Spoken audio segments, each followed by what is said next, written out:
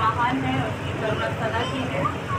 और ज़्यादा time waste ना करते हुए, क्योंकि जो एक टाइम लिमिट हम लोगों को मिली है उसमें हम लोगों को अपनी सारी बातों को रखना है। जो हम लोगों ने खुदा से सीखा है, हम आपको सिखाने के लिए यहाँ खड़े नहीं, क्योंकि हम खुद अभी सीख रहे हैं चीज़ों को। सिर्फ उन बातों को जो हम लोग परमेश्वर से जान पा रहे हैं, उन बातों को आपके आगे रखने के लिए हम सब यहाँ पे खड़े होते हैं। और आज का जो मेरा वचन है, जो मेरा वचन का जो टॉपिक है, वो है तैयारी। एक जो टॉपिक लेके जब अपने जीवन में चलते हैं तो हम उन चीज़ों को बेहतर समझ पाते हैं कि हम अपने जीवन में किस तरीके से हमें चलना है। और जो ये टॉपिक हमें मिला है, ये हमने अपनी मर्जी से नहीं रखा या हमने अपनी सोच से नहीं रखा। जब पिछला वचन जब हुआ था मेरा, तो वो भी परमेश्वर ने हमें दिया, क्योंकि तैयारी कुछ थी और बोला कुछ। और ये वचन भी जब परमेश्वर ने दिया तो एकदम से मेरे मन में आया तैयारी। आज हम अपने जीवन में तैयारी कर किस तरीके से रहें, हमें ये जानने की ज़रूरत है। हम किस तरीके से अपने जीवन में चल रहे हैं, आज हमें ये जानने की ज़रूरत है। और वचन से निकालेंगे यशाया 6:8।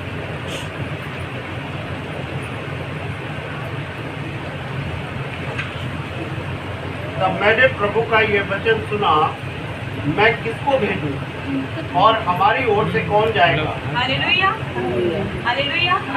यशाया ने परमेश्वर के जब वचन को सुना तो उसने कहा कि परमेश्वर ने कहा कि मैं किसको भेजूं और मेरी ओर से कौन जाएगा। तब यशाया ने कहा, मैं तैयार हूँ, मैं सुनता हूँ, मुझे भेज। अगर इस वचन को हम एक से अगर पढ़ेंगे तो हमें और अच्छे से क्लियर होगा कि यशाया ने ये बात कब कही और क्यों परमेश्वर से कही। जिस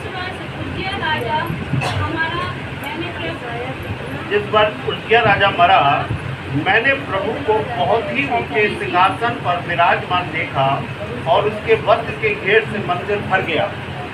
हालेलुया, हालेलुया, हालेलुया। बताता है कि जिस वर्ष उज्जिया राजा मरा, इसके पहले, इसका मतलब है उससे पहले अभी तक कोई कार्य प्रभु का नहीं हो रहा था। इसका मतलब है जब तक उज्जिया राजा जिंदा रहा तब तक जो पाप था, पाप ने उन लोगों को घेर रखा था और पाप की वजह से परमेश्वर का कार्य नहीं हो पा रहा था। तो इस वचन बता रहा है हमें कि जिस वर्ष उज्जिया राजा मरा, उस वर्ष यशाया ने क्या देखा, एक दर्शन देखा। परमेश्वर को क्या देखा, सिंहासन पर विराजमान देखा। उसके दूत को देखा कि वो 6 पंख हैं उसके, तो से वो अपने मुंह को ढांपे हुआ है, तो से वो उड़ रहा है।